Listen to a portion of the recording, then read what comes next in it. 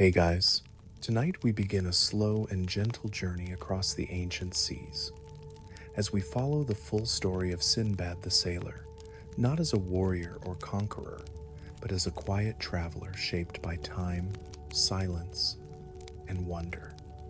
In this 2-hour sleep story, you'll drift through each of Sinbad's 7 legendary voyages, reimagined as one continuous tale filled with still islands, sleeping giants, cities lost in mist, and moments of quiet transformation. With soft fire sounds in the background and calm narration to guide you, this story is made for rest, reflection, and deep sleep. Before you settle in and get comfortable, take a moment to like this video and subscribe, but only if you truly enjoy what I'm doing here. In the comments, let me know where you're tuning in from and what time it is where you are.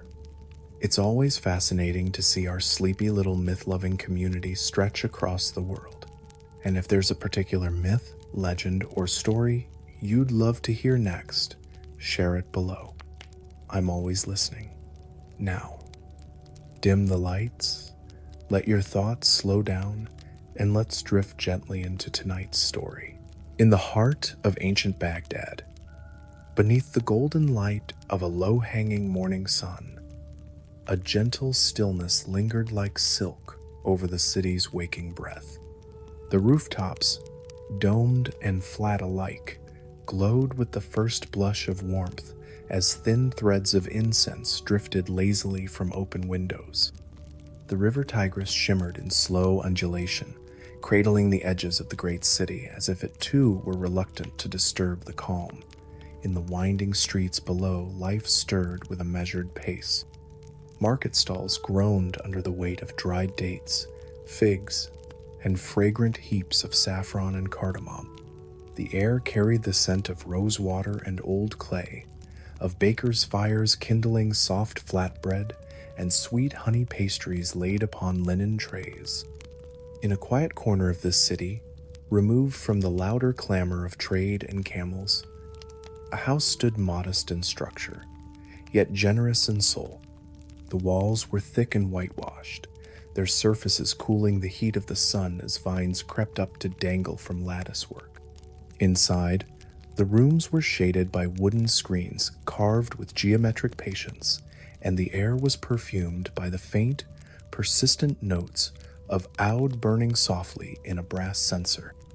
In the central courtyard, a fig tree stretched up toward the sky, its leaves dappling the stone tiles with swaying shadows.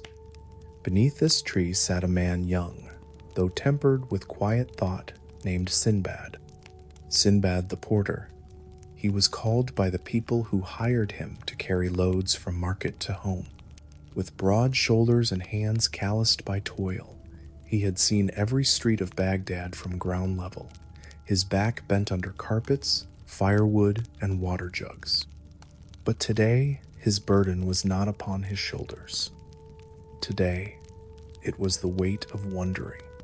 With his legs folded beneath him, and a clay cup of mint tea cooling in his hand, he listened to the birds in the fig tree and the creak of the wooden beams above, and he thought of the world beyond the walls, the one with sails and waves and winds that carried the scent of distant lands. He drank the tea slowly. It was sweetened with just a touch of honey, the way his mother once made it, and the taste pulled forward memories like silk scarves from a chest. He remembered the tales his father used to tell before the man fell ill, stories of merchants who brought glass beads from Alexandria, spices from Kerala, silks from China carried in lacquered chests, their ships swollen with treasure and salted sea air.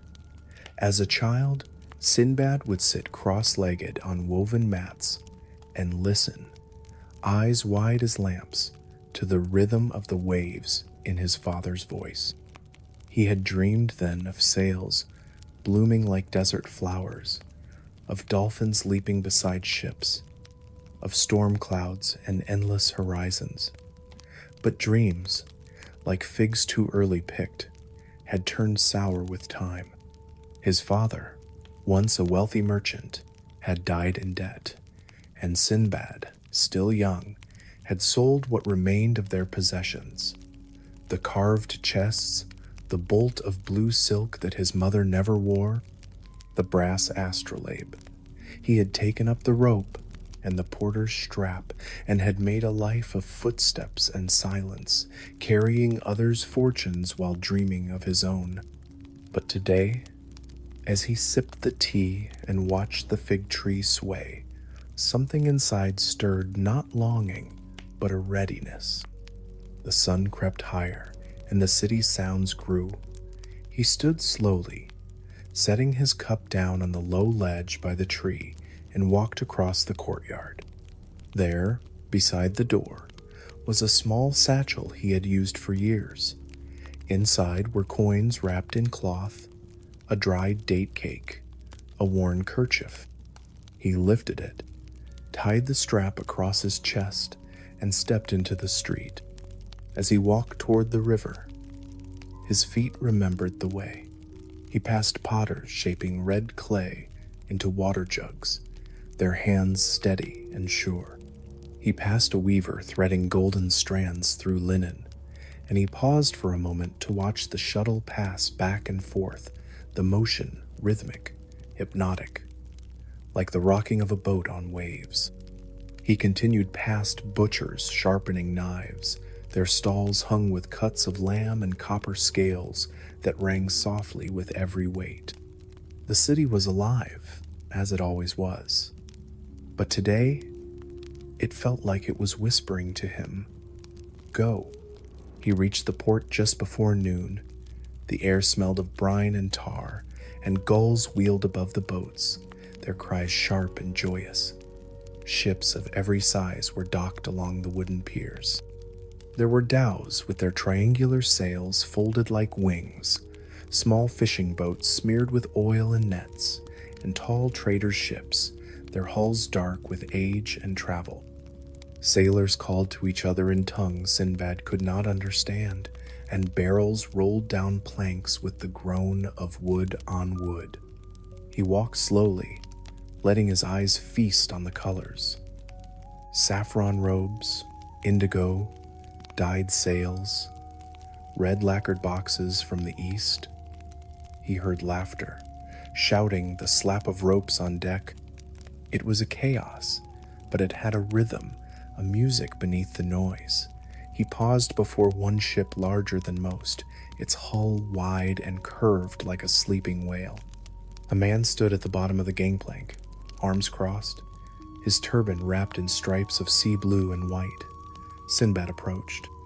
"Captain," he said, voice steady but quiet, "do you seek another hand?" The man looked him over, not just his frame but his eyes, his feet, the calm of his breath. He nodded slowly. "The sea is always hungry for men with strong backs and quiet mouths," he said. "We sail with the tide." And so it began. Sinbad climbed aboard, his hands gripping the ropes like they were vines of the fig tree he had left behind. The deck rocked underfoot, alive in a way the earth never was. He stowed his satchel near the stern and set to work with the other men, hauling ropes, folding sailcloth, scrubbing the wood until it gleamed in the sun. The captain said little, but his eyes followed everything. There was order on the ship, not the kind spoken aloud, but the kind understood like breath. Each man had a place, each motion its meaning. That night, they did not yet sail, but the stars above the harbor were bright and sharp, and Sinbad lay on the deck and watched them, a rolled cloth beneath his head. The wood creaked softly beneath him. Someone nearby was humming a tune without words, just a low rise and fall like the breath of the sea. From the shore came the muted clatter of the city's sleep, a donkey braying, a door closing, the soft call of a mother to her child. He thought of his house, now empty, of the fig tree and the mint tea and the dust between the stones. He thought of his father's voice, of sails blooming, of oceans wide and strange. And as sleep took him, slowly, like a tide upon the sand, he whispered a prayer, not to reach riches nor glory, but simply to see what lay beyond the edge of the sky. In the early morning, the ship pushed off. The ropes were untied, the oars dipped, the sails opened like breath. The wind came low and steady, warm against the cheek. The city shrank behind them, its dome small in the haze of dawn. Sinbad stood at the rail, his hand resting on the sun-warmed wood, and watched Baghdad drift away like a story being folded back into its pages. Ahead was the wide sea, empty and full at once. He had no map, no promise, only the rhythm of the waves and the soft beating of his heart against the hull. He did not know yet of the island that waited with flowers blooming from bones, or of the giant who would walk with thunder in his steps. He did not know of the birds whose wings eclipsed the sun, or of the kings who wore rubies as buttons. But he felt, deep in the marrow of his bones, that something had shifted, not just in his path, but in the world itself. And as the ship moved forward, cutting through the sea foam like ink upon parchment, Sinbad began the first of many journeys that would carry his name far beyond the city he once called home. The sea, in the early days of the voyage, was a shifting mirror of the sky, pale and soft at dawn, azure at midday, deep violet at dusk. Sinbad came to know its moods not through speech, but through feeling, the pull beneath his feet as the tide rose, the breath of wind across his shoulders when a current changed, the slight groan of the planks that hinted at distant storms still over the horizon. The days passed in quiet rhythm.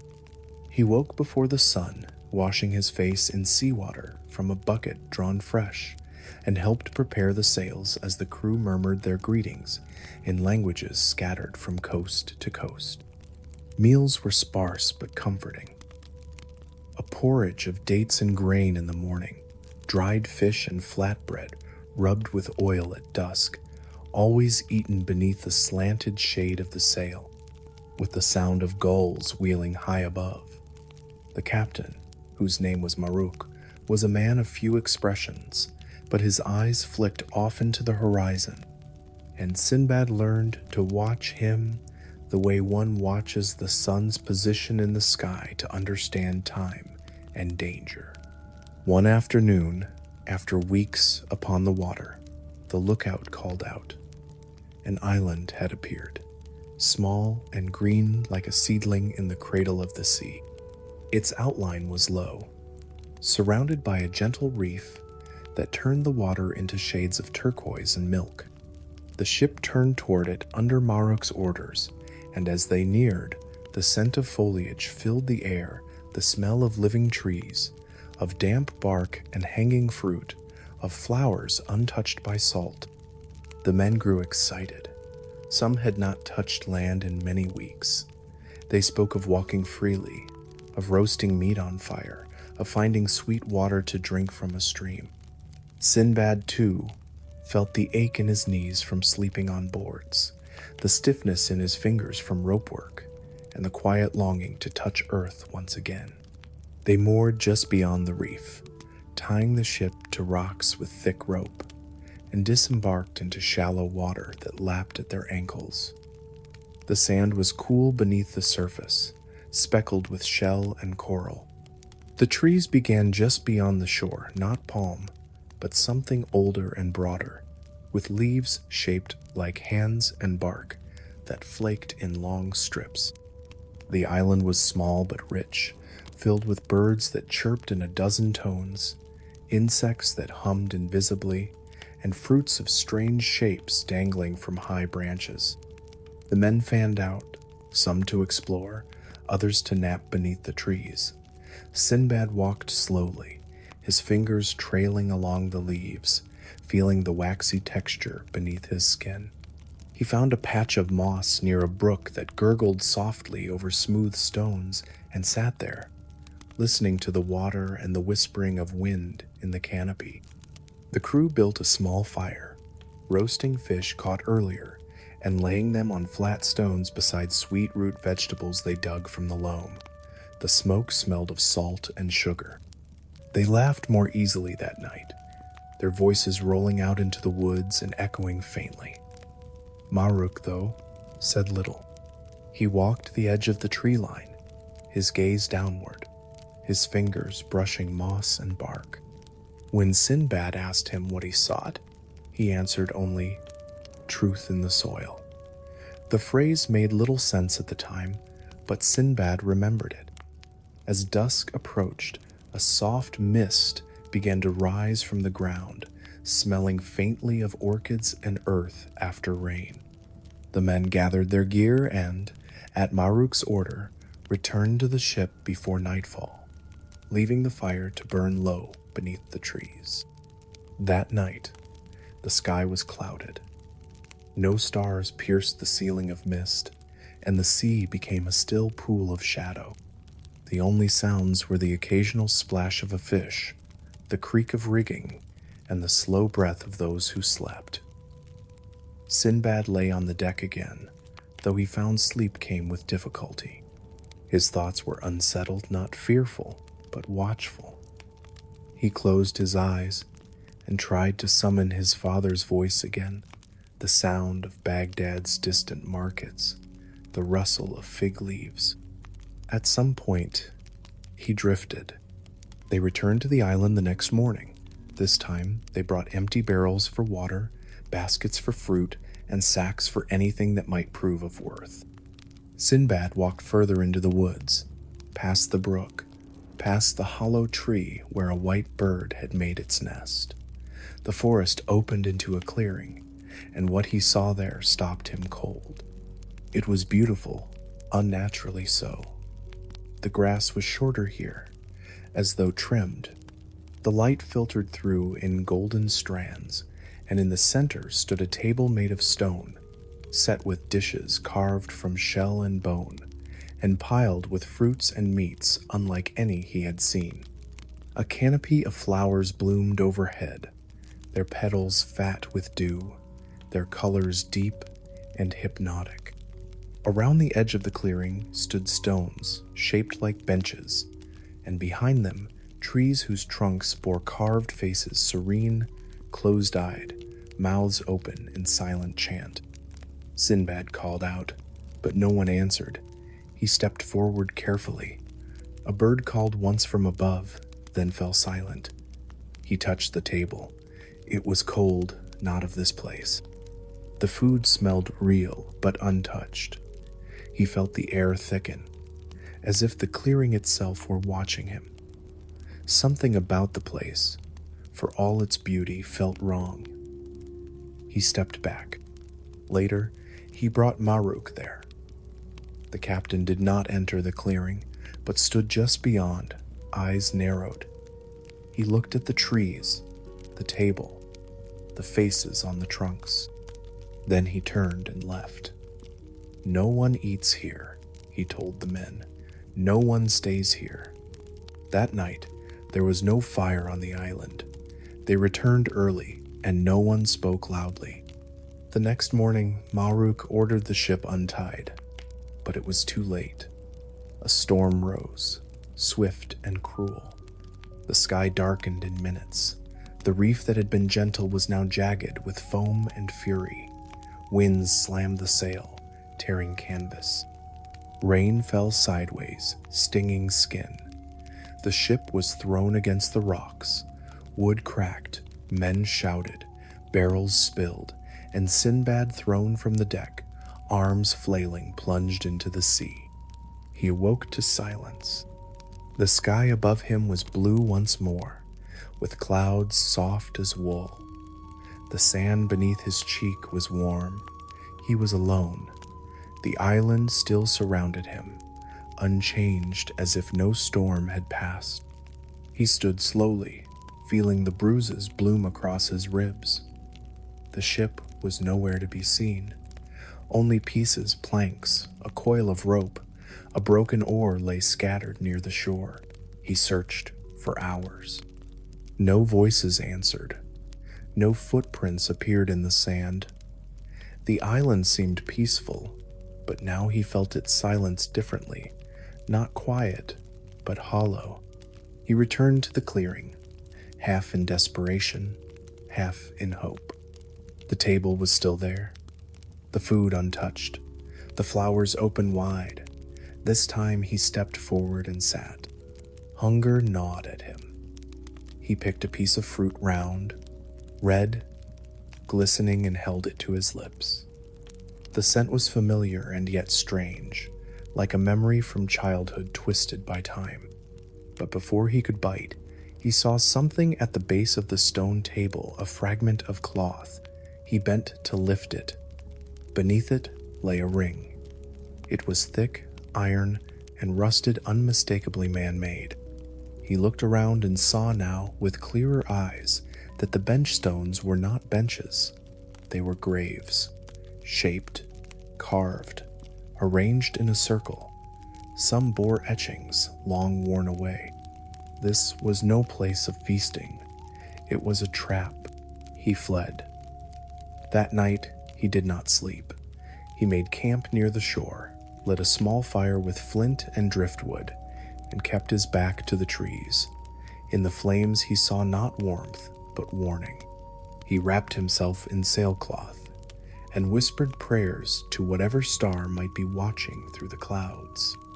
The next day, he began to walk the edge of the island. It took him 2 days to complete the circle. He ate fruit only from high branches, those with skin he could peel. He drank from the brook, careful not to return to the clearing. On the 3rd morning, he heard the sound faint, but sharp. A bell. He followed it.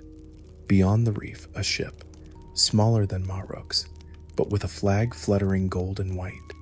He shouted, waved his cloth. The ship turned.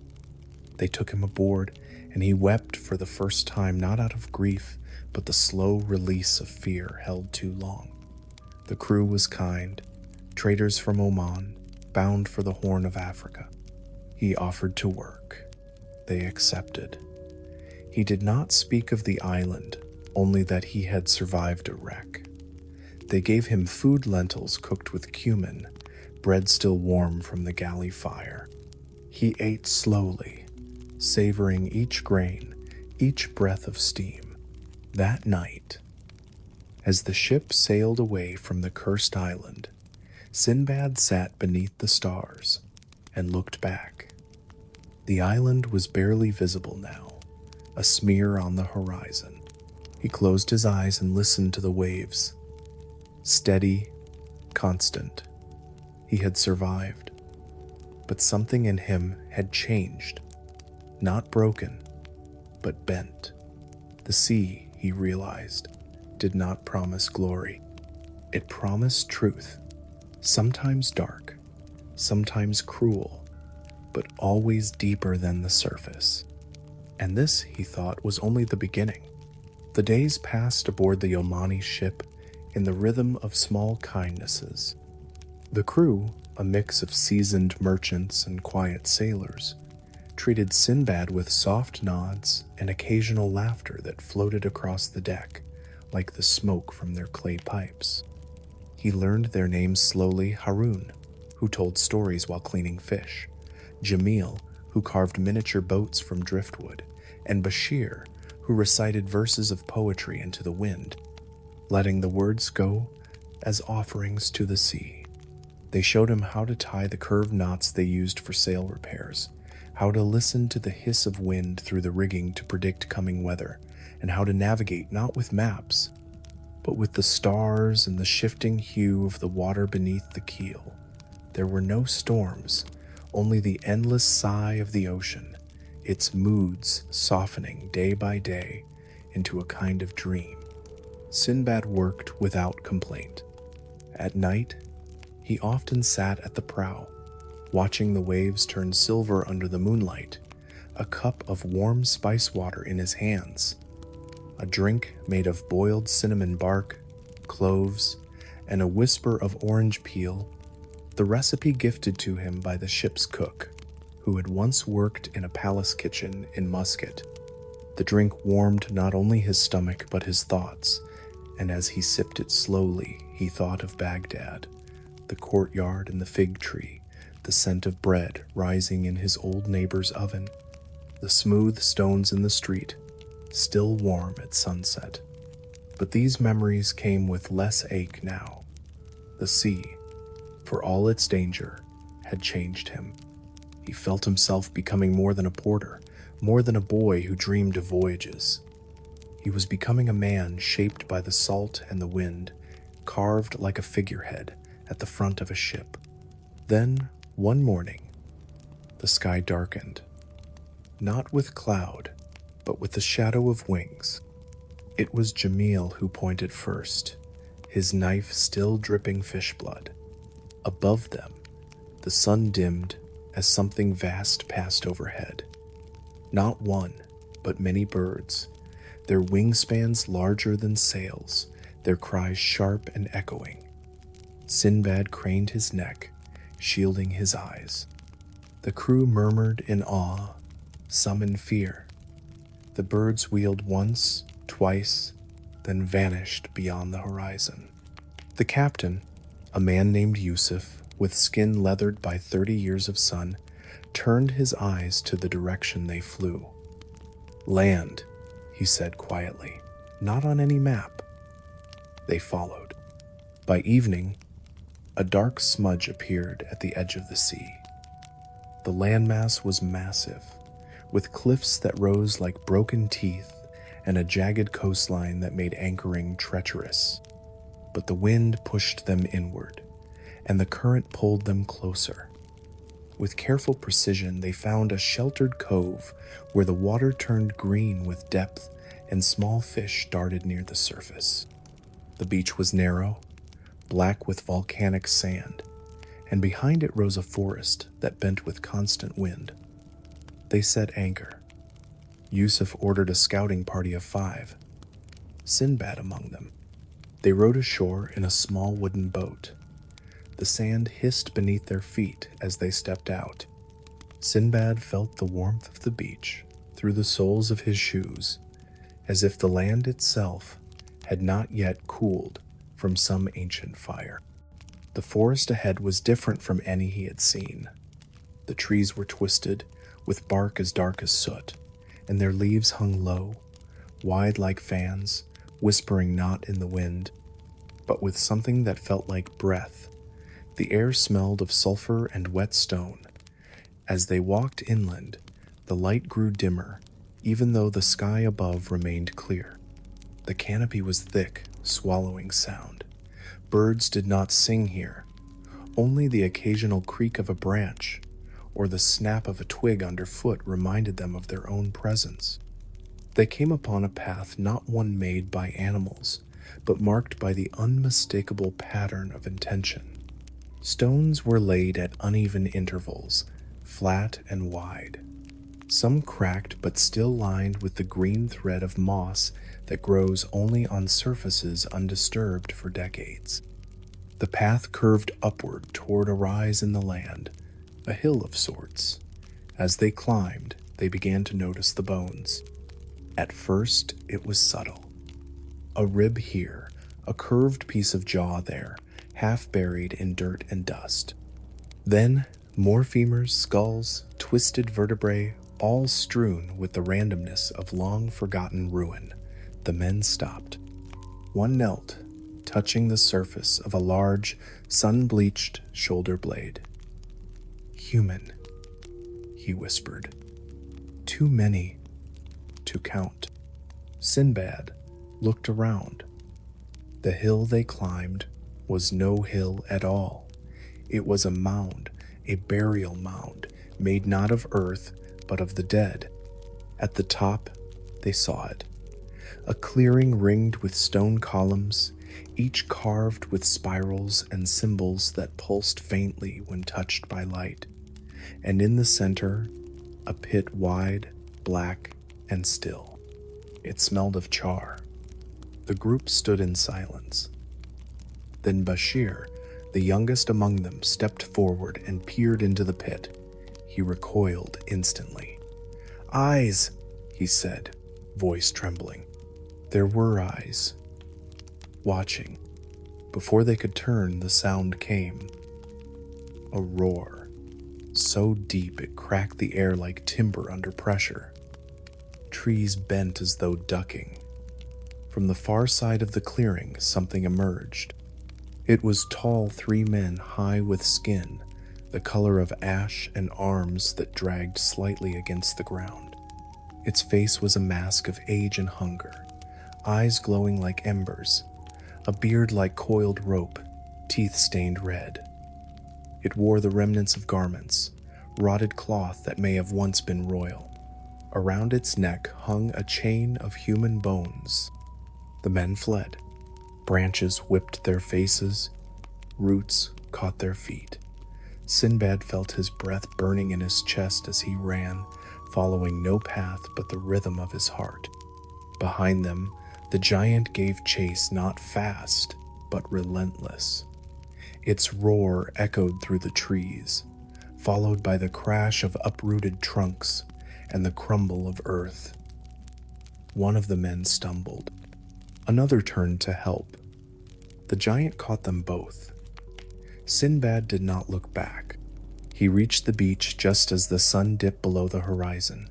The sea had turned copper and black. He shouted, waved his arms, desperate. The crew on the ship saw him. The boat was sent. He collapsed into it, lungs heaving, throat raw. Of the 5 who had landed, only 2 returned. Aboard the ship, Yusuf listened without expression. When Sinbad spoke of the bones, the pit, and the beast, the captain only nodded.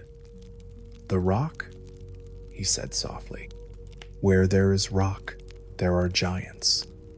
They feed one another." He did not ask for proof. He gave the order to sail at once. That night, Sinbad could not sleep. He lay on the deck, eyes open to the stars, and thought not of danger, but of the silence of the hill. He remembered the eyes in the pit, not angry, not even cruel, but old, tired, watching, as though waiting for something. The sea swayed beneath the ship like a cradle, but his mind remained fixed to the island. The men he had left, the bones, the fire, and again, he felt it. Not fear, not grief, but transformation. The world was larger than he knew, more terrible, more beautiful. In the morning, the wind changed. The sail filled. The ship turned south, and the island faded behind a curtain of fog. Sinbad stood at the rail, his face to the breeze, and breathed deeply. He was alive, and the sea, indifferent and eternal, carried him onward to the next unknown shore. The ocean, once a place of mystery and test, now moved beneath the hull of the ship like a familiar breath, like the slow, patient breathing of an old friend who carried no judgment and asked no questions. The days passed in softness, not for lack of hardship, but because hardship had become something understood. No longer a foreign blow, but a rhythm of the voyage. Sinbad awoke before the others, as always washing his face with brine and standing quietly at the bow as the sky melted from indigo to rose. The sails, repaired with stitched patches from many ports, flapped gently overhead, and the ropes creaked with the ease of long use. He had grown thinner, leaner, but not from hunger, from movement. His hands bore the evidence of this life: small scars, the hardened skin of rope burns, the faint scent of salt and oil that never fully left his fingers, no matter how many times he washed them. Captain Yusuf charted their new course according to an old tale passed down from a merchant he had once met in Aden. The merchant had spoken of a hidden city not on any common map that rose behind a curtain of mist in the southeastern sea. A a city said to be paved in stone that smelled like saffron, lit by lamps of cut crystal, where the silence was not emptiness but music too fine for mortal ears. Some dismissed the tale as exaggeration, the sort of story traders wove to sell perfumes or silks, but Yusuf had listened with a different ear. "A city of quiet," he said, almost to himself, "where men do not shout to prove their value." Sinbad, still marked by the roar of the giant and the ache of running, welcomed the idea. After 7 days of steady sailing, during which the wind neither failed nor swelled, they saw it not the city, but its veil, a curtain of mist, unlike any fog they had seen before. It shimmered faintly, not white, but tinted gold, like the breath of spices rising from a covered dish. The closer they came, the more the mist resisted the sun. Even at midday, the light grew diffuse, warm but directionless, as though wrapped in cloth. They entered slowly, lowering the sails, letting the current pull them inward like a hand gently guiding a guest through a doorway. Then the city appeared. At first it seemed only a glimmer shapes in the haze, the suggestion of towers and arches. But as the ship crept forward, the mist parted like a silken curtain, revealing spires of pale stone carved into the likeness of flames, domes inlaid with mother of pearl, and walkways suspended between buildings like ribbons stretched across the sky. The harbor had no noise, no gulls, no shouting dockhands, no creaking of carts, only the soft lapping of water against the stone. They docked in silence. No one came to meet them, and yet the harbor had signs of life. Lanterns still burning low, cushions arranged on steps, a bowl of fresh figs beside a stone bench, as though someone had left only moments before. They stepped ashore. Sinbad felt the stone beneath his feet cool, smooth, fragrant. The paving tiles had been rubbed with oils, not for polish, but for scent. He knelt and touched one, bringing his fingers to his nose. Saffron, sandalwood, and something deeper, musk perhaps, or resin from some foreign tree. The city was built not for defense or trade, but for presence. Every arch was curved like a smile. Every fountain whispered rather than gushed. The air itself seemed designed to soothe, to slow the breath, to silence the mind. The crew fanned out carefully. There were no doors, only curtains of linen, silk, or beadwork, each entrance suggesting invitation rather than threshold. Sinbad entered one such space, a long room with walls of pale blue, cushions along the edges, and a central hearth where aromatic smoke curled upward without flame. On low tables sat trays of preserved fruit, jugs of water flavored with rose and mint, and bowls of almonds dusted in sugar. No one was present, and yet everything was fresh. He sat slowly, more in reverence than weariness, and poured himself water.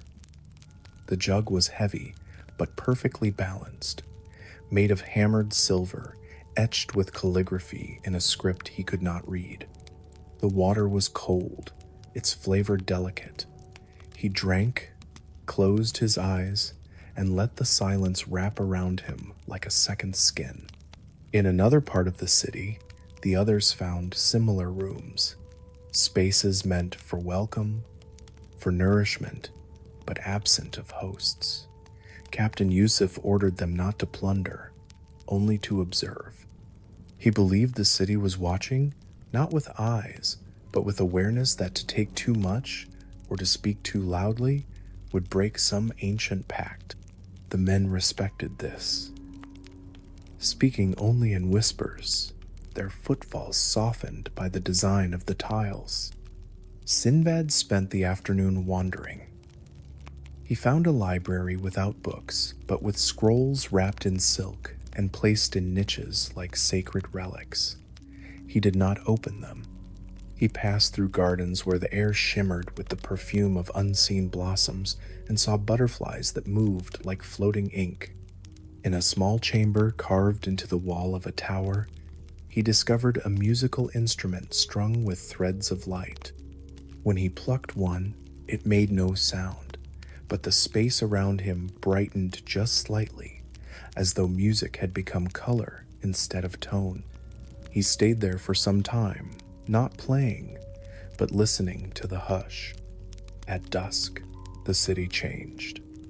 Lamps lit themselves, not with flame, but with the soft glow of pearl. The mist outside the city thickened, making departure impossible.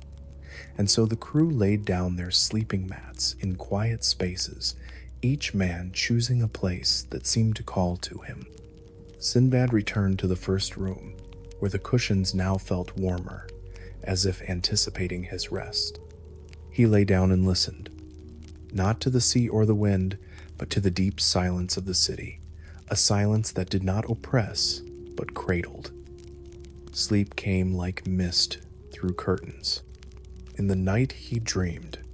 He stood in the city again, but now it was filled with people not strangers, but familiar figures. His father, smiling as he poured tea. The merchant from his childhood street, turning a bolt of silk in the light. The neighbor's dog who had once followed him to the river. They said nothing, only moved with peace, acknowledging him with nods, gestures, presence. He walked with them until the city began to fade, not crumble, but soften its edges, dissolving like ink in water. He felt no fear, only a strange ache, not loss, but awe. He awoke at dawn. The city was still. The others stirred slowly, stretching, silent. None spoke of dreams, but their faces bore the look of men who had seen something and chose to keep it. Captain Yusuf stood at the harbor's edge, watching the mist. It had begun to lift. The sea glimmered beyond. They returned to the ship without taking a single object, not out of fear, but out of respect. The city had given them something greater, not treasure, but rest, not answers, but stillness. As they sailed away, Sinbad looked back. The mist closed once more. The city vanished without fanfare, as though it had never been, but he felt it in his bones, in the rhythm of his breath, in the way the silence now lived inside him like a pearl formed in darkness. And still, the voyage continued. Days passed after they left the perfumed city, and the wind carried the ship across a sea so calm and wide it seemed they had slipped into another layer of the world, one where sound was softened. The air scented faintly with salt and myrrh, and the night spilled starlight thickly upon the dark waters like sugar falling from a jar. The sailors spoke little, and when they did, it was in low voices, as though they feared to disturb some invisible presence still lingering on deck. Even the creak of wood and the splash of oars had grown subdued, as if the sea itself asked for quiet in reverence of what had just passed. Sinbad often sat near the lantern, trimming the wick with delicate fingers, while staring into the small flame, watching it flicker in rhythm with the ship's slow sway. His thoughts were not troubled, but adrift in memory, in wonder, in the sensation that he had been both blessed and warned by the city of silence. But as they sailed farther, the wind grew restless again. The clouds thickened at night. The moon appeared distorted, rippling through layers of haze. On the 9th morning, land appeared. A cluster of islands, green and lush, their cliffs veined with waterfalls and thick vegetation growing all the way down to the surf. The waters around them shimmered with unusual brightness, not from the sun, but from something beneath schools of fish or mineral sands that lit the waves with streaks of blue and silver like silk being pulled across stone. Captain Yusuf ordered a cautious approach. Anchors were dropped. The air smelled fertile, heavy with the scent of ripening fruit, wet bark, and unseen flowers. A scouting party was formed. Sinbad joined them not out of duty, but from the quiet urging within him, the same feeling that had led him to the fig tree that morning he left Baghdad. They rowed to shore and stepped out onto sand, soft as ground almond. The trees here grew close together, their trunks wrapped in moss, their roots thick and rising like the backs of buried serpents. They walked along a path marked by flattened grass and faded petals, winding deeper into the island's interior. After some time, they found a village. It was small, circular, built with elegant simplicity. The homes were round huts of woven reeds and leaves, but their symmetry was exact, their doors adorned with careful patterns of dyed thread and bone. Fire pits smoldered in the center of the clearing, and smoke rose in lazy columns, fragrant and soft. People emerged from the huts tall, graceful, their skin the color of deep copper, their garments stitched from bark fiber and softened silk. They spoke not in alarm but in welcome, their gestures broad and slow, their eyes deep set and calm. They offered fruit, golden and oblong, sweet with a hint of something herbal and cool water in polished gourds. Sinbad accepted with a bow. The fruit was unlike anything he had tasted. As he bit into it, his mouth filled with warmth, not just of flavor, but of feeling. He felt calm. A drowsy comfort spread across his limbs like sun across stone. The villagers smiled and gestured for them to sit. Mats were brought, more food, bowls of mashed root flavored with spices, slivers of dried meat rubbed with salt and lime. The air was drowsy. The light seemed to pulse. One by one, the crew began to recline, lulled by the feast, their words turning slow, their eyes half closed. Sinbad felt it too, not sleepiness, but a soft blanketing of thought, like a curtain slowly lowering. He tried to recall where he was, the ship's name, the face of the captain, but the images slipped like oiled beads from his grip. A woman sat beside him, pressing another fruit into his hand. He looked at her, and her smile was radiant, patient. Her eyes told him there was no need to worry, no need to think, no need to remember. Then the drums began, low and deep, at first mistaken for the sound of his own heart, but they grew louder, more rhythmic. Sinbad blinked. Around him, the scene had shifted. The villagers were no longer smiling, or rather, they smiled in a different way now. A knowing way, a hungry way. His arms felt heavy. He tried to stand, but his knees buckled. The drums beat harder. The huts flickered, revealing something beneath their surface bones, small bones, polished and laced together like decorations. The meat they had been served, he saw it now, saw what lay behind the fire pits. The ashes, the chains. He fought the fog in his head, biting his own tongue, hard. The pain sharpened the world. He stood again, staggering. He grabbed the arm of one of the men, Haroun, who stared at him blankly, his hands still holding half a fruit. Sinbad slapped him. Once. Twice. The sound rang out like bells. Haroun blinked. Recognition returned. Together, they began to rouse the others. They ran. Through the trees, through the root-thick paths, feet stumbling, breath ragged. The drums chased them, not just sound now, but presence, as if the forest beat in rhythm with the chase. Figures moved behind them, shadows between trunks, whispering voices. But they did not stop. The beach opened like a mouth. The boat waited. They climbed in, pushed off, paddled with everything left in them. One man did not make it Bashir, who had been too far gone, whose eyes never fully cleared. They heard his voice once, calling, then silence. Back on the ship, Captain Yusuf met them with a gaze of quiet fury. "I said not to trust beauty," he whispered. "It always comes with a cost." The ship was turned, the sails unfurled. The island disappeared behind them. The sea was not kind that night. The sky wept. Thunder grumbled like an old judge. But Sinbad stood at the rail, soaked and silent, the taste of the fruit still lingering in his mouth. It was sweet, so sweet, too sweet to forget.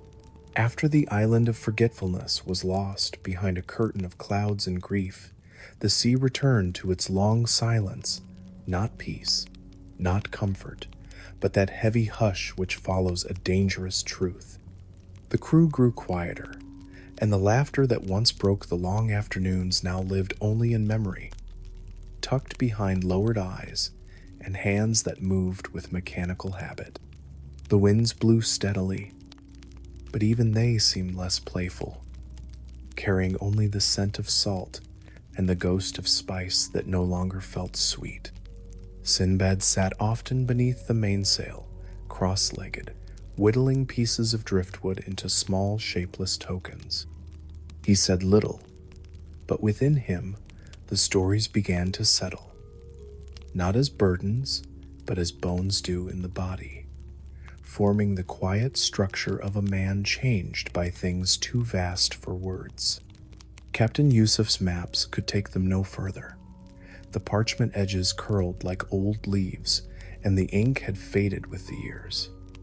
And so he turned not to compass or chart, but to the sea herself. He watched the birds where they flew, how high, how low. He read the stars with fingers instead of instruments. He dipped his hand into the sea each morning and tasted the water, murmuring to himself about currents and depth. On the 12th morning since they had fled the cannibal isle, he pointed eastward toward what seemed like an unbroken sheet of blue. "There lies the valley," he said, "of snakes and stones." No one asked what he meant. They adjusted the sails. The journey took 4 more days. During this time, the sea grew strangely warm. At night, it glowed in patches, not like the bioluminescent shimmer of tiny sea creatures, but in full, wide swaths that moved like clouds beneath the surface. Sometimes, strange shapes passed under the hull, just out of view. Once, the ship rocked gently, though no wind blew. The crew spoke less. Meals were eaten quickly and without ceremony. Flatbread dipped in oil, preserved lemons, and lentils flavored with dried mint. Even Sinbad's dreams became pale, dissolving into mist when he awoke. Then land appeared, but not like any land they had seen. It rose from the sea like a broken coin, its cliffs jagged and black, streaked with veins of white and copper. The beach was not sand, but pebble and stone, each piece worn smooth by wind, not water. The vegetation was sparse, crooked trees with bark like rusted metal, shrubs with waxy leaves that reflected light unnaturally. There was no birdsong, no insects. The only sound was the soft ticking of stones as they shifted underfoot when stepped on. The sky hung low here, heavy with unmoving clouds, casting the entire landscape in a dull silver light. Sinbad disembarked with a smaller group, this time 5 men, including Haroun and 2 younger sailors new to exploration. Captain Yusuf remained aboard, watching from the rail with arms folded. "Do not bring back anything that gleams too brightly," he warned. "The brightest things fall hardest." It was an old saying, but in this place it rang like a bell. They followed a narrow trail upward, winding through boulders and sharp outcroppings. After 2 hours of climbing, they reached the rim of a high ridge. What lay beyond made them all stop. A valley stretched below, vast and deep, encircled by mountains as dark as iron. The floor of the valley was littered with stones of every color: red, green, blue, gold, each one massive, each one cracked and weathered, and shining faintly despite the clouds. But moving between them, curling, slithering, rising, were snakes. Dozens, hundreds, some as long as trees, others no thicker than a finger. They slid across the stones as if dancing, their bodies glistening with moisture that did not come from rain. Some were coiled around the larger gems, unmoving. Others hissed softly, their tongues tasting the air like paintbrushes across parchment. The men stood still, barely breathing. Sinbad saw at first a skeleton, half buried near the valley's edge. It wore a necklace of pearls and a robe now faded to threads. In its skeletal hand, a pouch. He approached cautiously, bending low, his fingers brushing aside the dust. Inside the pouch were stones, small, round, polished, of colors he could not name. They seemed to hum, but it was not greed that filled him. It was curiosity. What were these? Who had carried them? Why had they died here, within sight of so much beauty? Then the sky changed, not with thunder or storm, but with movement. A shadow passed overhead, so vast that the valley dimmed beneath it. Looking up, Sinbad saw them. Birds, enormous, silent, with wings wide enough to cover a palace. The rocks, their wings did not flap. They glided, impossibly still, carried by wind or will. One descended, slow and deliberate, toward the valley. It landed near the far ridge, claws curling into the stone. Its eyes glowed like molten gold, and in its beak it carried something, a stone, freshly lifted from some distant peak. It dropped it onto the valley floor with a sound like thunder. The snakes stirred.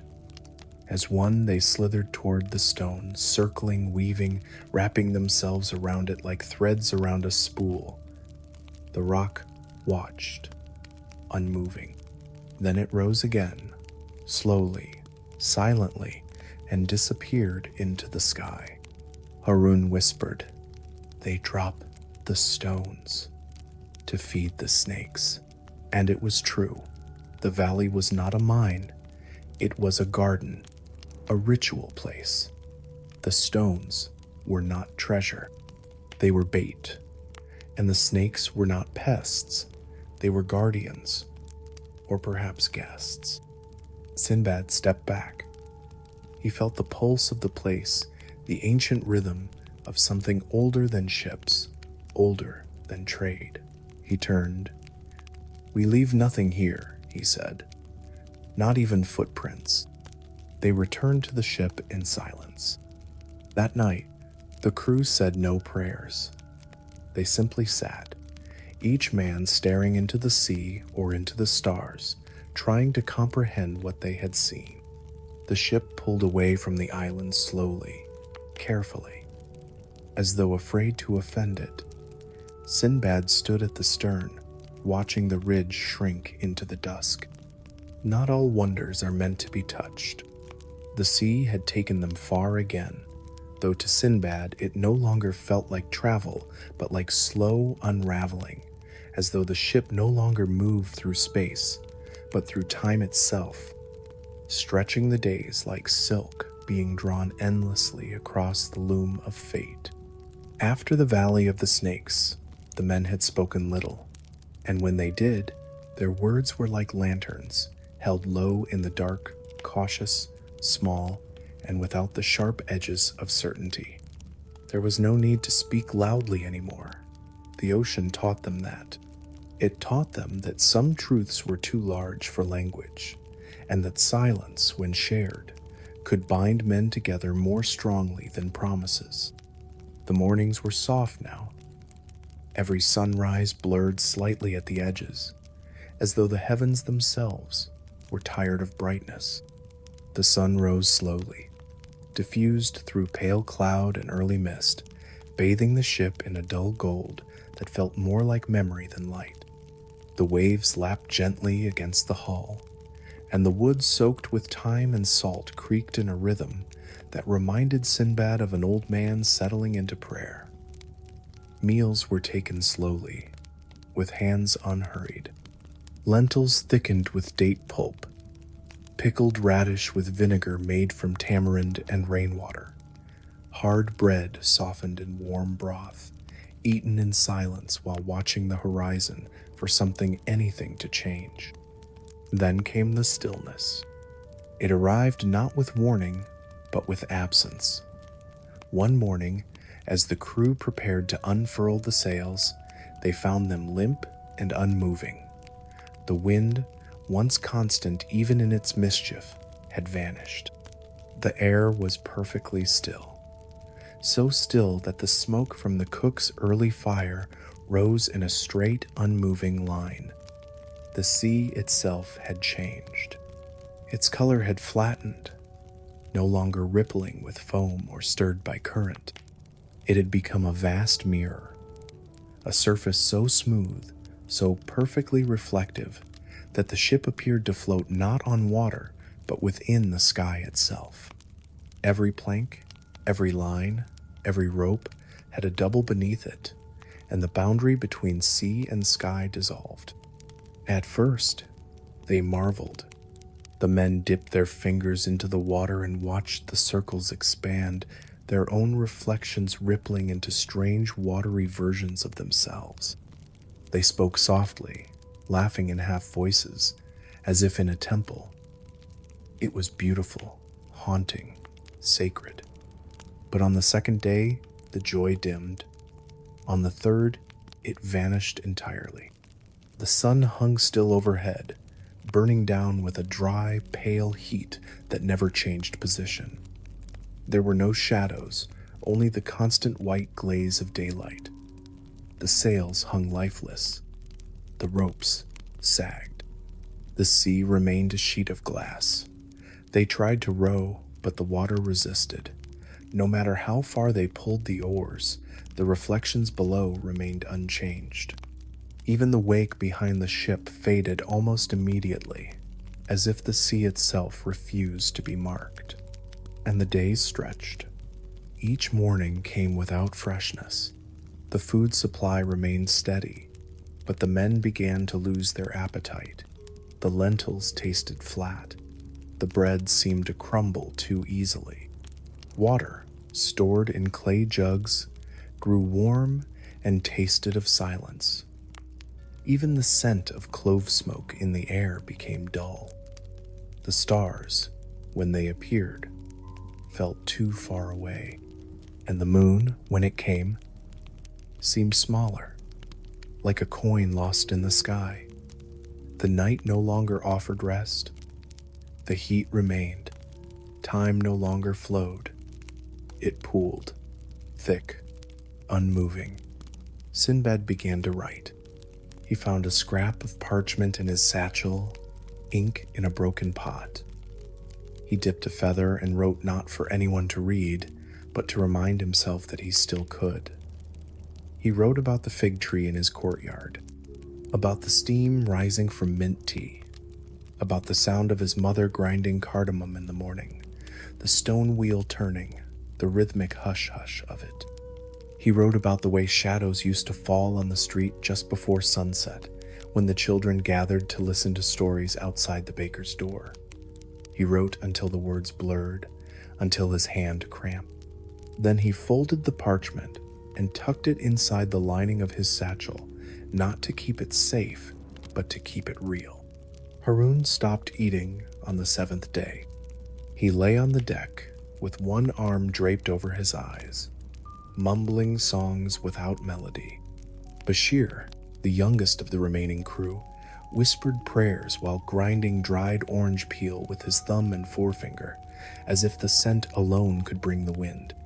Captain Yusuf stood like a statue near the helm, his eyes always on the same patch of sky, waiting. And then came the sound. It was not thunder, nor wind, but it was something, a low hum, so soft it seemed like the echo of a thought. The men sat up. The hum came again. And this time, it rose slightly, just enough to stir the hairs on their arms. Then something changed. A ripple, far ahead. A single mark on the water, as if someone had drawn a line through the mirror. It was not the sea stirring. It was something moving across it. A boat, small, unmanned, no sail. Just a driftwood hull, pale and worn. At its center, a clay jar. The boat approached slowly, not carried by wind or oar, but as though guided by something beneath. When it reached their ship, it bumped gently against the hull, like a child asking to be noticed. Sinbad leaned over, reached down, and lifted the jar. It was sealed with wax. He opened it. Inside, a handful of dried petals rose. Saffron, lavender. Beneath them, a slip of cloth. And on the cloth, a single word stitched in a language none of them knew, a curving script of green thread, gentle and purposeful. The captain looked at it, touched it, closed his eyes. "It's an offering," he said, "a message from another world." He ordered the jar resealed and placed in the galley, with fresh flowers from their stores added to the top, and then the wind returned. It came all at once, not a gale, but a breath, a whisper through the sails, a hush across the deck. The lantern swayed, the ropes shifted, the sea rippled, and just like that, the spell was broken. The ship began to move again. The sails filled, gently at first, then more firmly. The water grew darker, no longer a mirror but a sea. The sun sank, the sky deepened. Time returned, quiet and invisible, like the return of sensation after numbness. Sinbad sat at the bow, clutching the jar in his lap. He did not ask where it came from, nor who had sent it. He only knew it had carried memory, and memory was enough.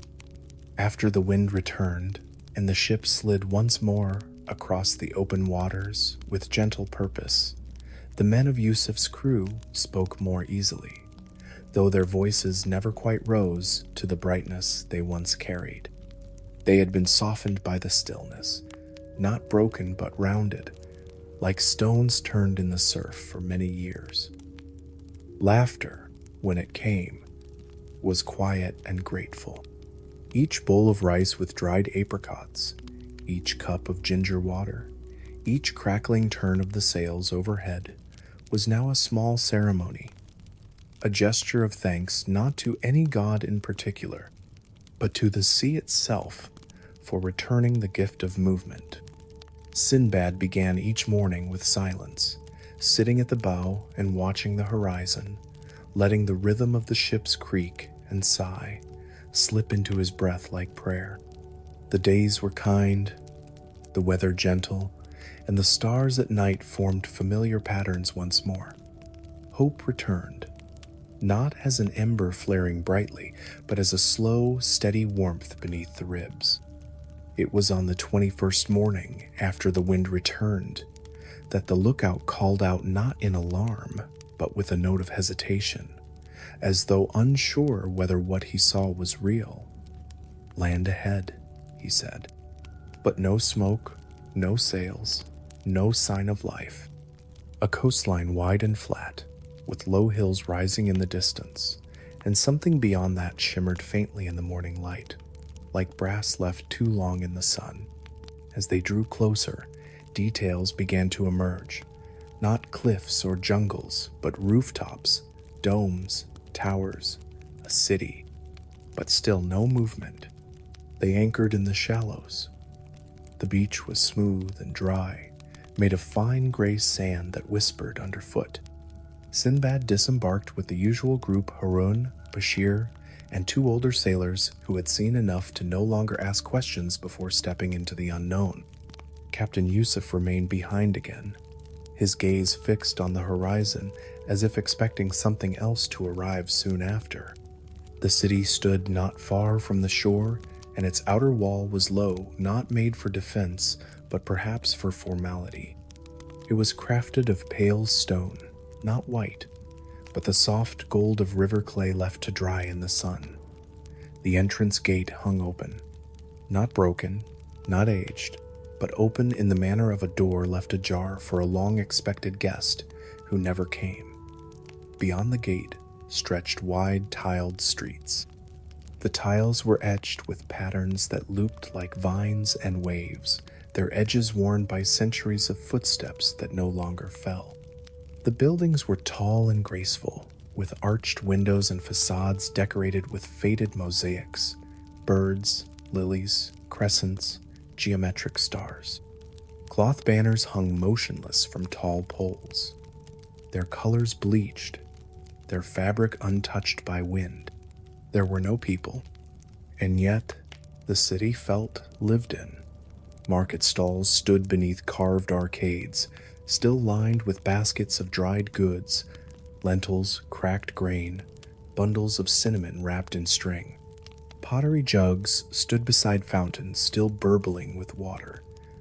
The sound of the trickle was gentle, clear, the water cold to the touch. A cat slept on a stone ledge, curled in a sunbeam, too still to be dead, too indifferent to be astray. Sinbad knelt beside it, touched its back. It stirred, looked up, blinked slowly, and returned to sleep. They continued walking. Inside one home, a two-story structure of stone and carved cedar, they found a dining table set for a meal. Bowls of dried figs, olives in oil, flatbread still soft beneath a linen cover. A jug of wine half full. The cups beside it bore lipstick marks, fingerprints. Dust had gathered only on the edges of the room, not at its heart. Harun whispered that it felt like the people had left just moments ago, yet no one had. The city was paused, not abandoned, not ruined, just paused. In a central square stood a tower, tall and narrow, made of brass and stone, with mechanisms visible behind translucent panels, gears, pulleys, chains, all once turning in perfect synchrony. At its top, a clock. But the clock had no hands, only a face, blank and perfect, its numbers arranged in a ring of precious stones: sapphire, agate, jet, opal. Sinbad stared at it, trying to imagine what hour it was meant to keep, what time had stopped here. There was a plaque beneath the clock, etched in a language none of them could read.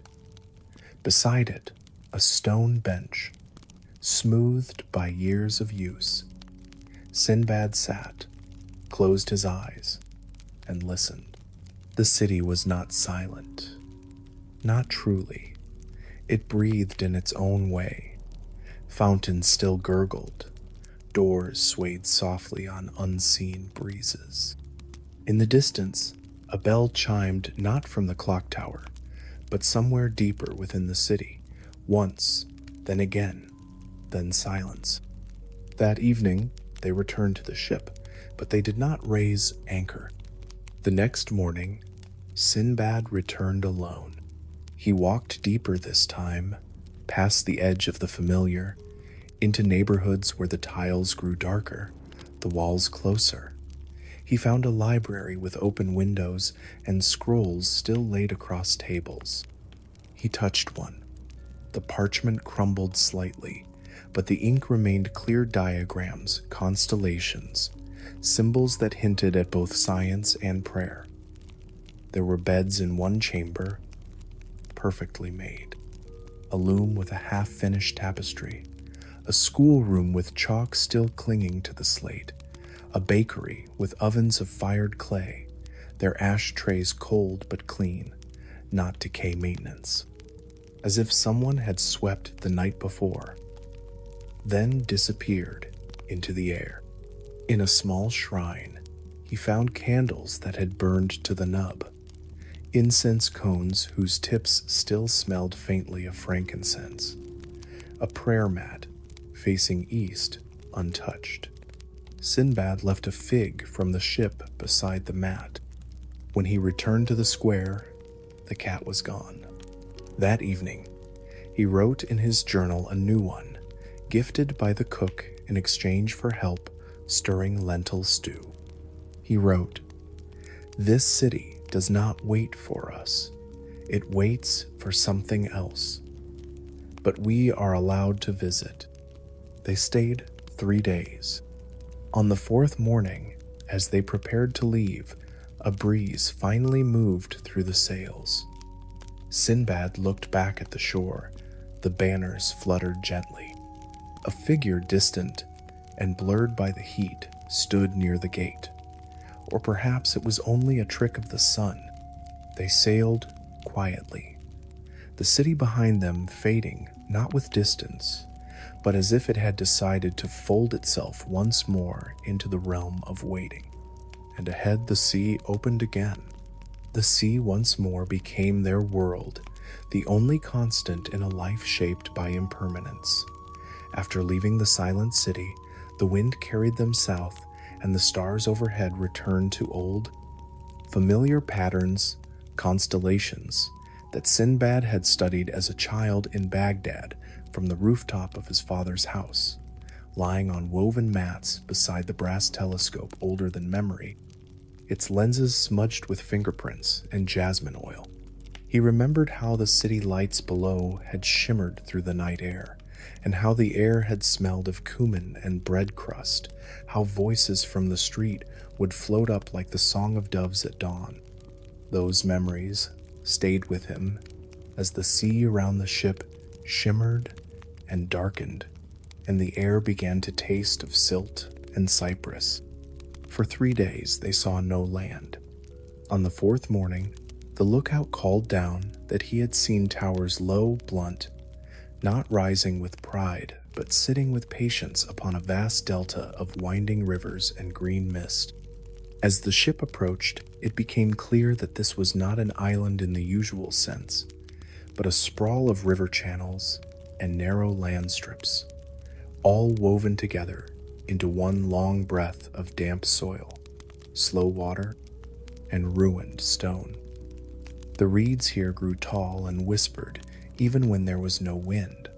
Water birds, long-legged and silent, walked through the shallows like priests in processions. The port, if it could be called that, consisted of a wide stone dock and a series of carved posts where boats could be tethered, though none were. The carvings were old, weathered by rain and time, showing scenes of boats drawn by birds, of crowned figures sitting beneath trees heavy with fruit, and of fires burning upon the water. The crew docked with care. The water was shallow, the floor of the riverbed visible beneath, glinting with shards of pottery and silver scales. Sinbad disembarked with Haroun and 2 others. Captain Yusuf stayed aboard but watched closely, his hand resting on the polished hilt of a dagger he rarely wore. "Be wary," he said, "of places that seem abandoned, yet know your name." The men nodded and stepped ashore. The air here was damp but not foul. It smelled of river mud, lemongrass, and something older like cedar oil rubbed into wooden walls 1,000 years ago. The city beyond the docks was not ruined, but worn. Its streets were paved in dark stone, overgrown in places by moss. Buildings leaned, but did not fall. Arches spanned walkways, many wrapped in vines that bore delicate blue flowers which opened only when touched by shadow. No voices echoed from the narrow alleys, no smoke rose from chimneys. Yet again, as in the city before, the presence of life clung to everything. Doors were not broken, merely ajar. Lamps hung from hooks beside every entrance, as though ready to be lit. In a wide square at the city's center stood a throne. It was carved from blackwood, polished until it reflected like water. Upon it rested a crown heavy, plain, and untouched by time. Around the square, murals stretched from ground to roofline, depicting scenes of people in royal garments standing before the same throne, each bowing with one hand over their heart and the other held open to the sky. There were no names, no dates. Only this repetition, the act of offering, the gesture of submission. A voice broke the stillness. It was clear, male, ancient but strong. "Do you seek to rule?" The men froze. Sinbad turned. In the shadow of a doorway stood an old man, tall and straight-backed, his skin as dry as papyrus, his robes the color of river clay. His eyes held no malice, only measure. "I am the guardian," he said, stepping into the light. "This city once crowned kings who came from across the sea, all left with promises. None returned. Their names are known only to the stones now." Sinbad asked quietly, "What does the crown do?" "It grants dominion," the old man replied. "Over this place, over its people should they return, over the rivers should they rise, over the silence which listens more than you think."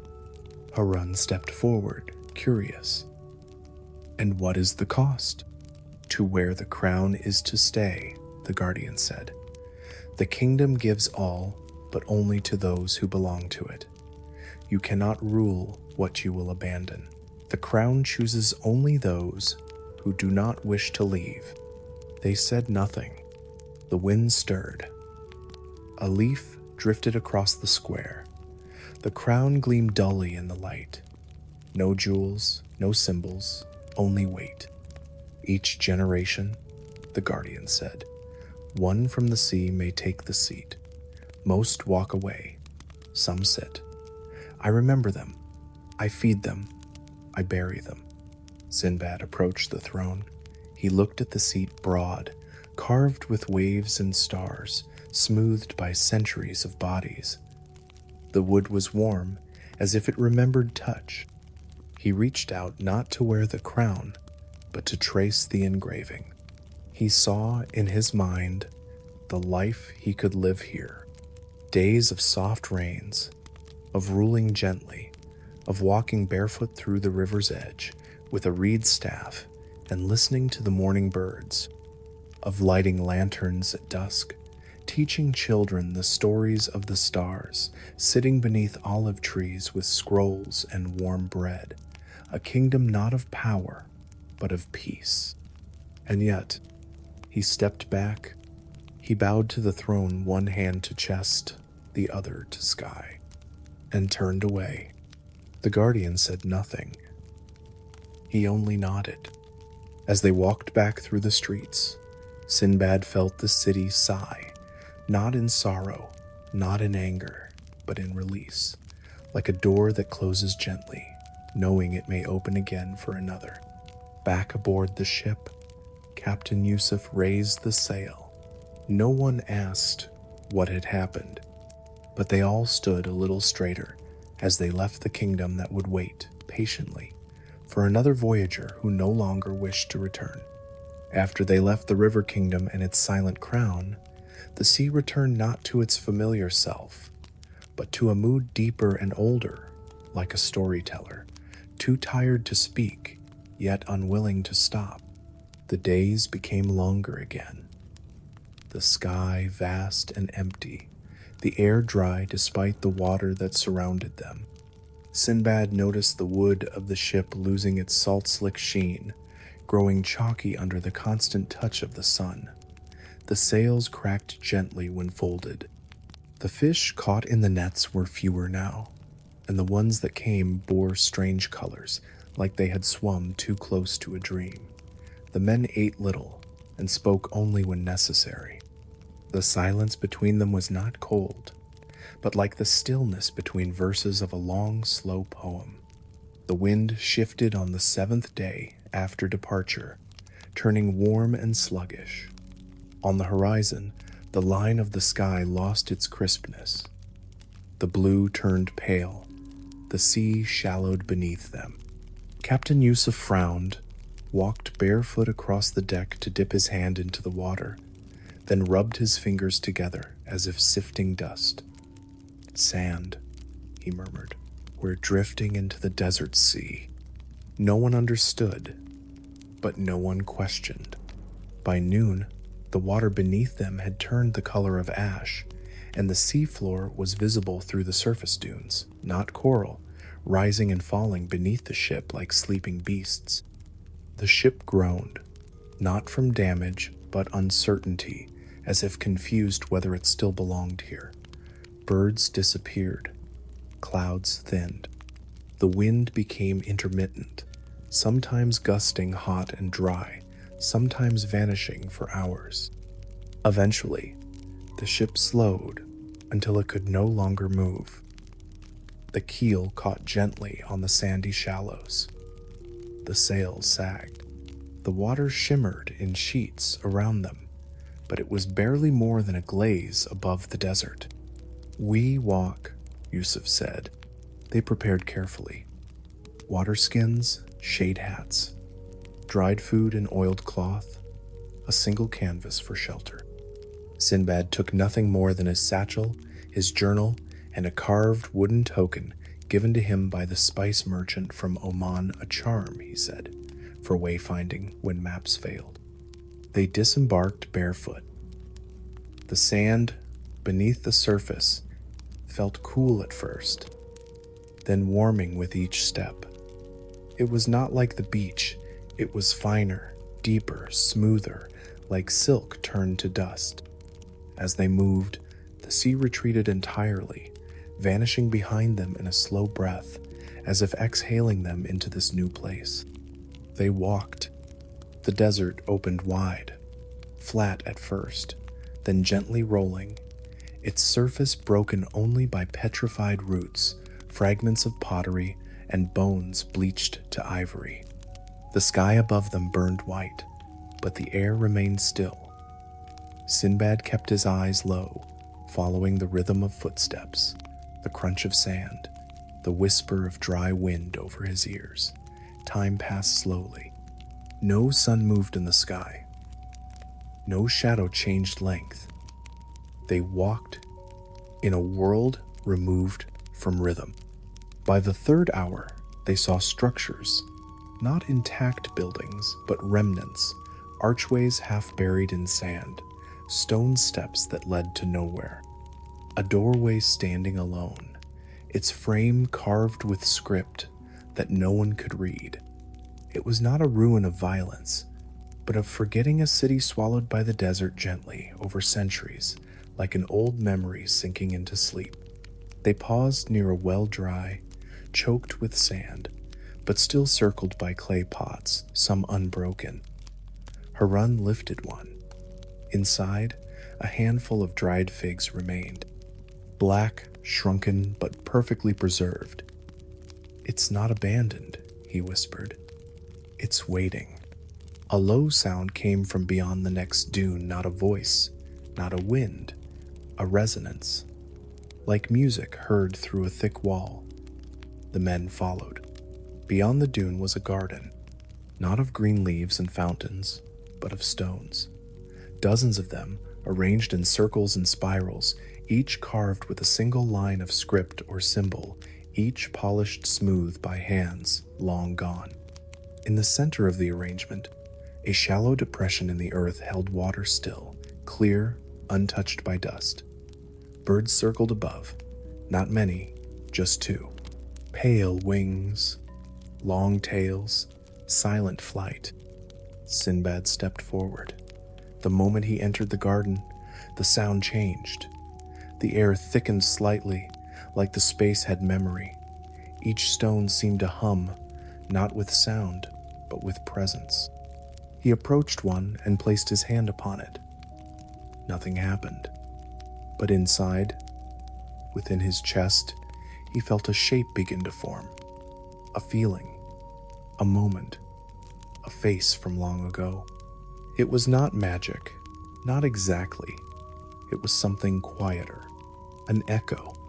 The garden was not for worship, it was for remembering. And remembering, here, had weight. One by one, the others entered. Some sat, some walked. Some simply stood and listened to the air. Sinbad took out his journal and began to write not thoughts, but names. Names of people he had met, cities he had passed, spices he had tasted, winds he had followed, tears he had not shed. He wrote slowly, pressing the pen into the page with the reverence of someone planting seeds. Then he folded the page and buried it beside one of the stones, using only his hands. When he finished, the garden felt different, not grateful, but aware. They stayed the night beside the stones. The desert cooled. A fire was lit using driftwood found nearby, dry and thin but fragrant. It burned with a smell like cinnamon and earth. The men ate dried dates and flatbread. They spoke in low voices, telling each other memories they had never shared. Bashir sang a lullaby his mother used to sing by the oven. Harun told the story of his first fishing trip, where he caught nothing but laughter. Even Captain Yusuf, silent until now, said, "My father once gave me a shell and told me it held the sound of the whole world. I never stopped listening for it." In the morning, the water had returned, not as a wave, but as a tide, slow, deliberate, patient. It lapped once at the edge of the sand, then again, and again. The ship floated gently where they had left it. They boarded without words. The sails caught wind as soon as they were raised.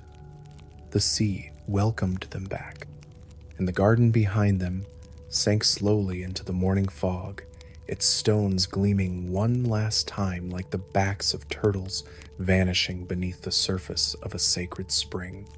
When they returned to the sea, the wind seemed softer, more tentative, as if it too had been humbled by the garden of echoes and now moved with the silence of memory. The ship creaked more gently, and the sails spatched, seasoned, and sun-softened billowed like breath drawn in sleep. The men spoke little, but their eyes held stories now too deep for sharing.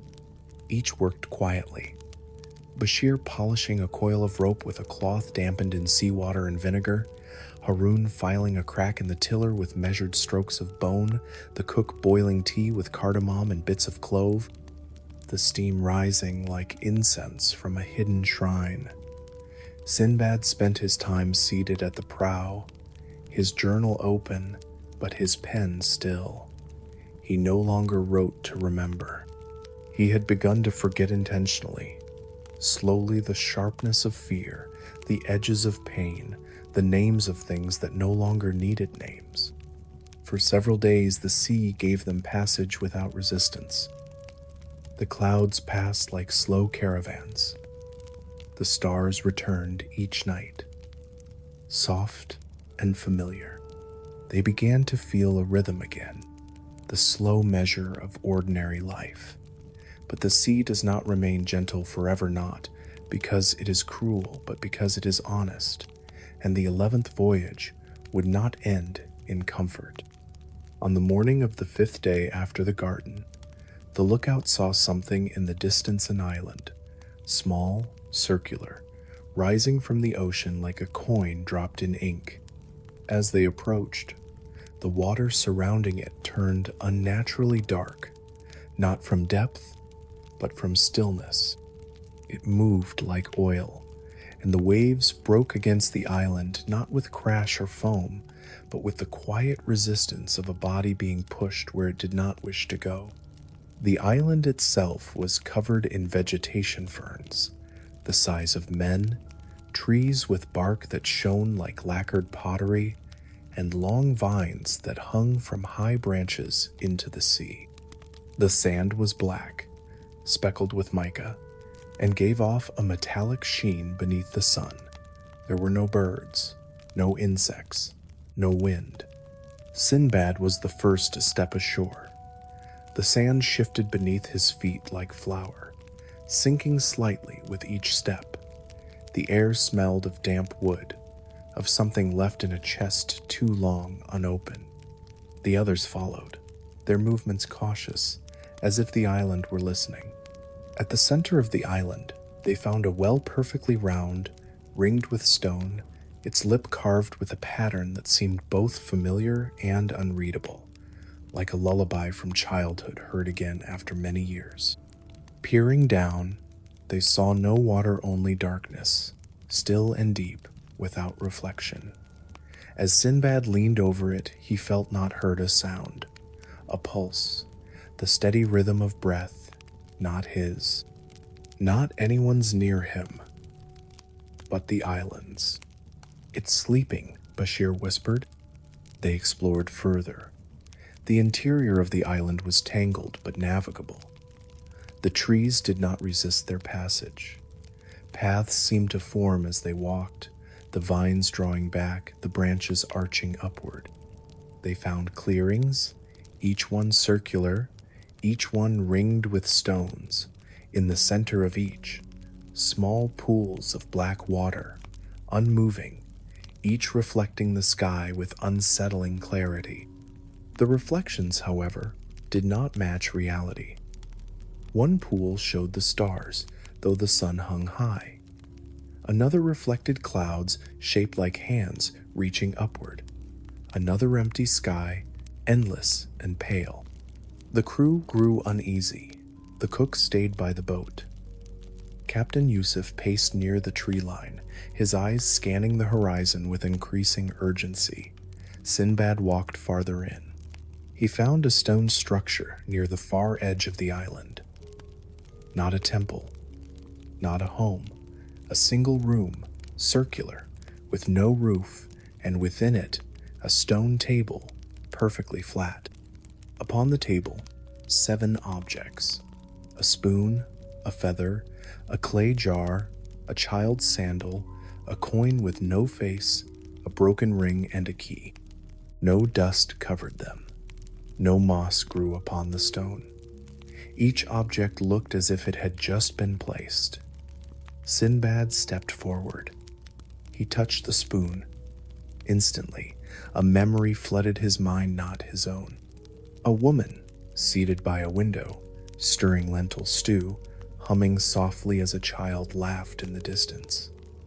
He touched the feather. A bird falling from the sky, not in pain, but in surrender. He pulled his hand back. This was not a shrine. It was a dream the island was having, and they had stepped inside it. He returned to the others. "We must leave," he said. "Now." But the tide had withdrawn. The boat floated no longer. The sea had pulled back, not in anger, but in withdrawal. The water now lapped far below the shore, leaving the ship grounded on black rock. The cook stood beside it, speechless. Captain Yusuf knelt and touched the hull. It was warm not from sun, but from contact, from the island, from being held. They made camp that night without fire. There was no wood dry enough. The ground exhaled heat. The trees above rustled softly, though no wind moved. The crew lay in uneasy sleep. Sinbad lay awake, watching the stars disappear one by one, not from clouds, but from something rising between them and the sky, something like mist or breath or thought. And then the dream deepened. Each man, that night, slept into something deeper than sleep. Sinbad drifted, not gently, but with the slow inevitability of a stone settling into the sea. He found himself walking the island again, but now the trees whispered his name, the well-spoken voices he knew. The black pools showed not sky, but people he had lost. His mother's hands slicing dates. His father's laughter at the dinner table. His own face, younger, full of hunger and anger and longing. The island showed them what they had left behind, what they would never return to, what they still carried like stones in their lungs. Sinbad awoke before dawn. The others still slept. The mist was thicker now, curling between the trees like smoke. The ground was softer, as though the island had begun to forget where the land ended and the sea began. He stood, walked to the shore. The sea had returned. The tide was back, slowly and gently lapping against the hull of their ship. It floated once more. The cook, half dreaming, helped him ready the boat. One by one the crew woke, eyes red, hands trembling. But without question they boarded. The island said nothing, but as they drifted away, the water clear and quiet once more, they saw it just once beneath the waves, the shape of the island, not land, a creature, vast, sleeping, dreaming, its spine the ridges of the shore, its breath the tide, its memories now shared. The sea was calm again, but none of them spoke for 3 days. The sea, in its quiet wisdom, gave them back to the world one slow wave at a time. After the isle that dreamed of drowning vanished behind mist and memory, the winds returned to a gentler rhythm, not the eager gusts of discovery, but the slow, long breath of return. The crew did not celebrate. They did not cheer. They moved as men shaped by silence, walking slowly across the deck as if testing their balance in a world that had changed while they were gone. Their hands remembered the ropes. Their feet remembered the weight of motion, but their hearts, they were heavier, fuller, carrying not just the memories of survival, but of the places where they had left behind parts of themselves. Sinbad spent most of the return journey at the stern of the ship, watching the horizon fade behind them. He no longer kept a journal. His pages were full, but more than that, he no longer needed to write to remember. The stories lived inside him now, not as words, but as quiet shapes, a stone garden that hummed beneath the sand, a brass clock with no hands, a well that breathed, a throne no man could take without leaving his name behind. Each memory settled like sediment in the deep, still pool of his mind. The nights were calm, the moon rose high and clear. The stars moved as they always had, indifferent to the passage of men, but somehow more familiar now. The crew took turns keeping watch, but there was no danger. The sea was at peace with them, as if having seen their reverence, it chose now to carry them home like a mother rocking a sleeping child. Then, one morning, a smell. It came before the sight of land, the smell of date palms, of baked clay, of olive oil warming in a pan, of smoke rising from the chimney of a bakery, of wool and leather and dust. The smell of life lived on land. Baghdad. When the city came into view, it did not rise like a jewel on the horizon. It emerged, slowly, gently, as if it too had grown older in his absence. The domes were smaller than he remembered, the towers less tall, but they were his. The minarets, the carved balconies, the arched bridges crossing the canal, the whitewashed walls and tiled roofs. He saw laundry drying in the sun, heard the call of a child chasing a ball, a dog barking, a merchant coughing, real sounds, earth sounds. The ship docked in the quieter part of the port, the place where no banners flew, where the ropes were worn and the crates unmarked. They disembarked without ceremony. No crowd awaited them, no fanfare, only the soft clatter of sandals on stone and the creak of barrels being lifted by porters. The others scattered, some to families, others to taverns, others to places unknown. Captain Yusuf said nothing, only gave Sinbad a long look, one of quiet understanding, then turned and disappeared down a side street, his cloak trailing behind him like a fading chapter. Sinbad walked. He took the long route through the city, not the path to his old home, but the route that let him see it all again. The date seller with his pile of yellow fruit, calling out prices like blessings. The woman scrubbing the stoop outside her home, humming under her breath. The cobbler still bent over his bench, tapping nails into worn heels. The pigeon keeper on the roof, scattering seeds and whispering names to the birds. Everything had changed. Nothing had changed. He reached his home in the afternoon. The fig tree still stood in the courtyard, taller now, its branches broader, its shade cooler. The house was quiet, dusty, but intact. He opened the door and stepped inside. The air held the scent of wood and old tea. The shelves stood as he had left them.